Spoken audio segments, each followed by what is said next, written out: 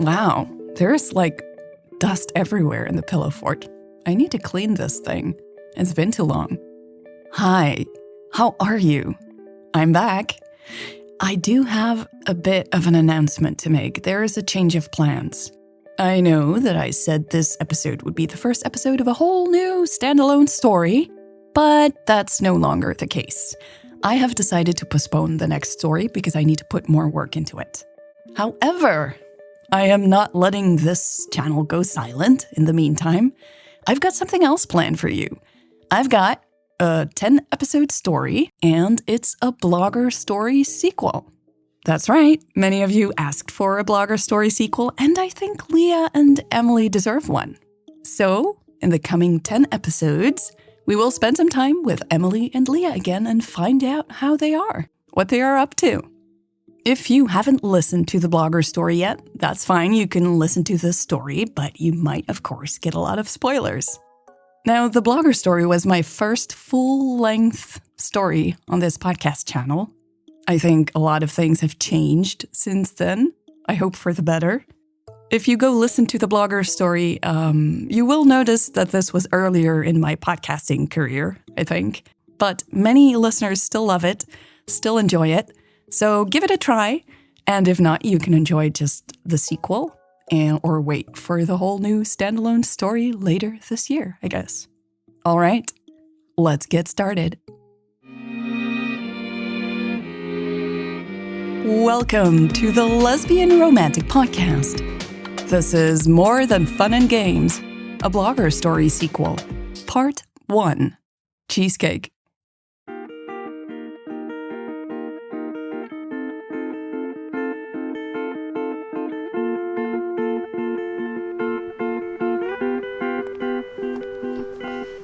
Emily, honey, Caroline beamed.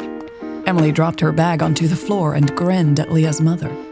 Caroline opened her arms. Come here. Hey, Emily sighed happily. She closed her eyes, welcoming Caroline's embrace. Your daughter has arrived too, you know, Leah chuckled, shutting the front door behind them. Caroline laughed and tightened her grip on Emily. I'll get to you in a minute. Sorry, stealing your mom again, Emily mumbled. It's fine, I can wait, Leah sighed. Caroline let go of Emily and addressed her daughter with a smile. Come here, impatient child of mine. Emily smiled as Leah hurried into her mother's arms. She looked around the hallway of the Harvey house, taking in the many pictures on the wall. She never got tired of them. How was the drive? Caroline asked, gesturing for them to follow her into the kitchen. It was wonderful, Leah answered, glancing at Emily. Emily's heart fluttered. The conversation on their way over here had indeed been wonderful. She couldn't wait to share the news with everyone. I hope you're hungry, Caroline said, pointing at the kitchen table. Your father made another cheesecake.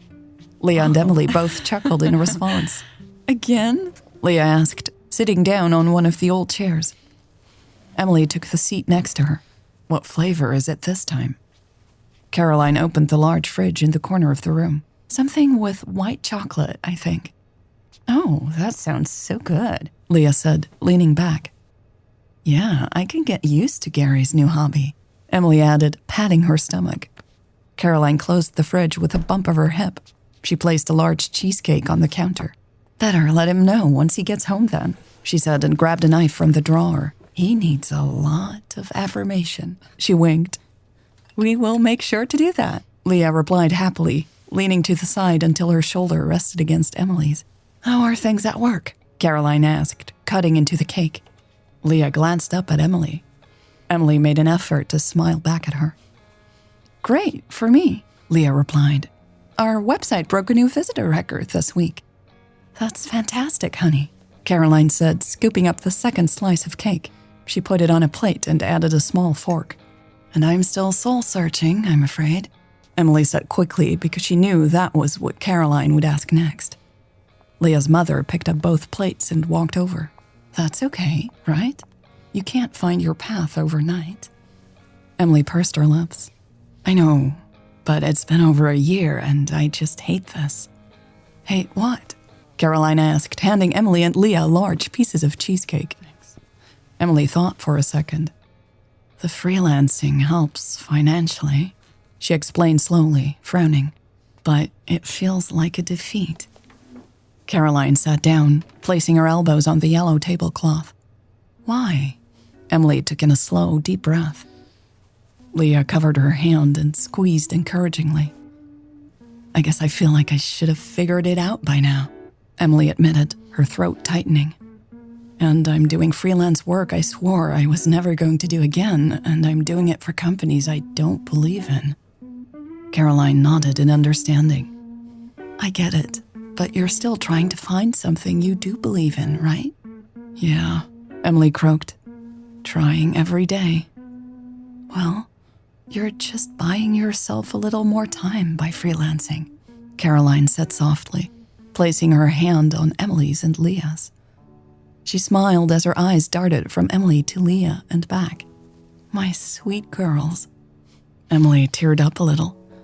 She clenched her jaw and studied the kitchen wallpaper's busy print until she had her emotions under control. When she finally turned her head to face Caroline, Leah's mother was still watching her. I am absolutely certain that things will work out for the best, Caroline said, straightening her back. The right opportunity will present itself once you are ready. That's what I keep telling her, Leah said, smiling. Emily huffed a laugh. It's not fair to gang up on me. The triumphant grins on Caroline's and Leah's faces were identical. Emily couldn't help but smile. She had grown to love these two women, one like a partner and the other like a mother, so very much. Leah had turned her life upside down the moment they met. Emily usually didn't believe in fate or any of that serendipity stuff, but the way she and Leah had met, it couldn't be a coincidence. Caroline had welcomed her into the family with open arms from the very first time.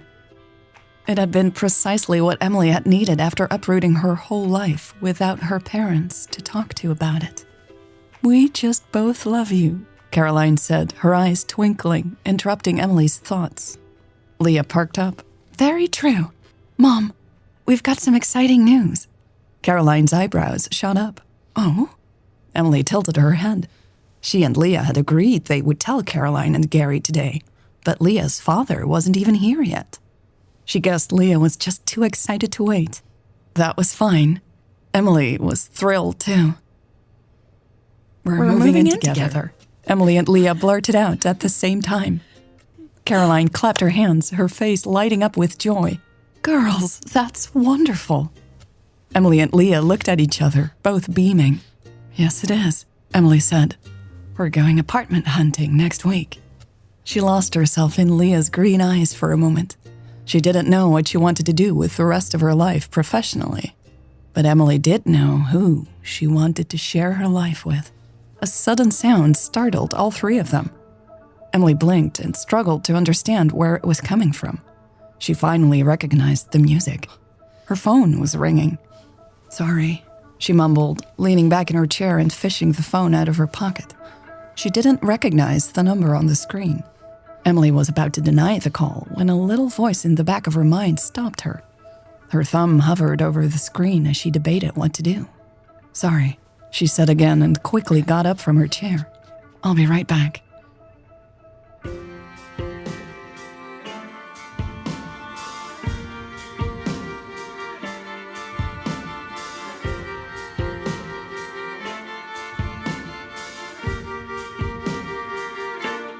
Emily Harris, Emily said as she walked into the small living room. Miss Harris, good afternoon. This is Alexis Jones. I work for Full Circle Games.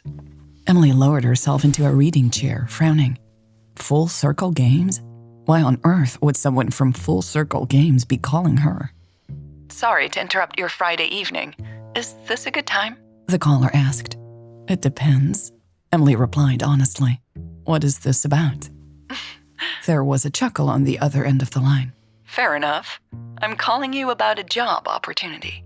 A job opportunity? Emily asked, leaning back in the comfortable chair.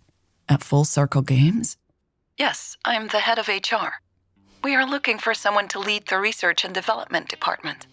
The role is a direct report to Miss Jahani. Emily cocked her head after hearing Jahani's name. Jahani had invented a groundbreaking computer chip over 20 years ago. She had set an example for many women in the field and made a fortune. Emily's eyes widened as she remembered what Jahani had done next with all that money. She had started a company that produced weird games and even crazier gaming consoles. What a waste of talent. Ayesha Jahani is our CEO? Jones prodded.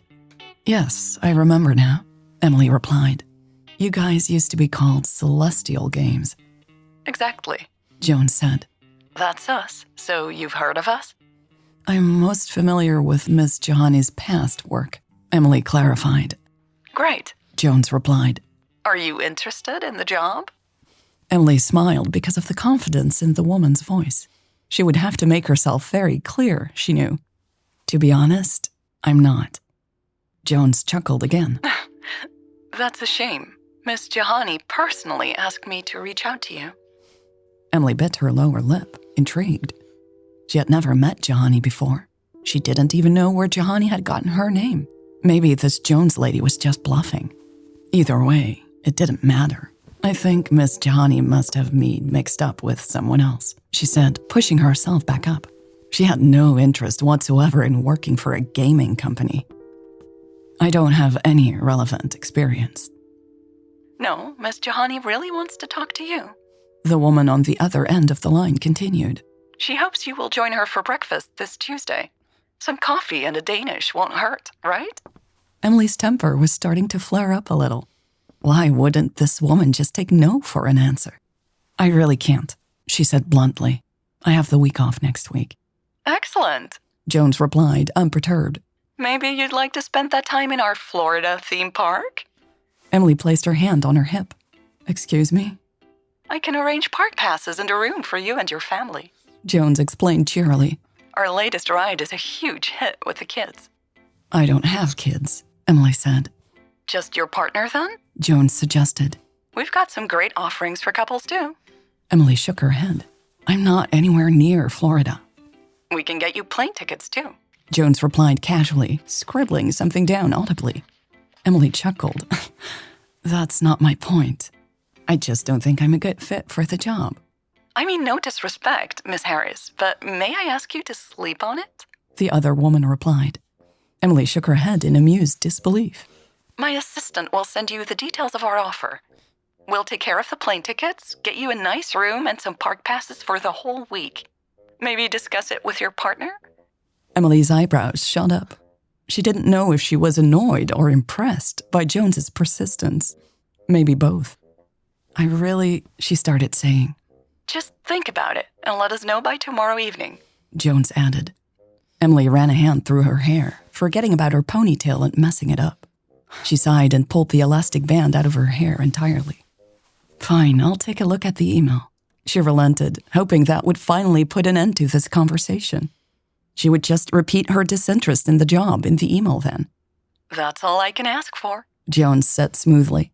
I look forward to hearing from you, Miss Harris. Have a great weekend. The line went dead before Emily could reply. She lowered her phone, shook her head again, and said, What the fuck?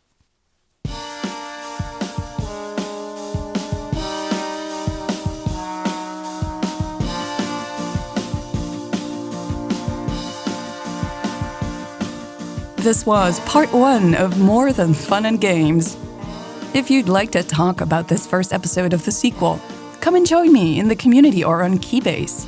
I will put the details in the show notes.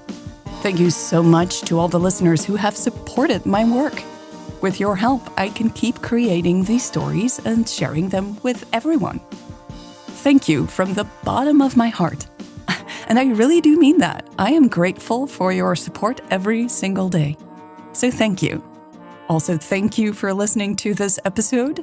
And I hope I will see you on the community or Keybase or on this podcast channel very soon. Should I do a different bye from now on? Like bye-bye or bye or nah, bye.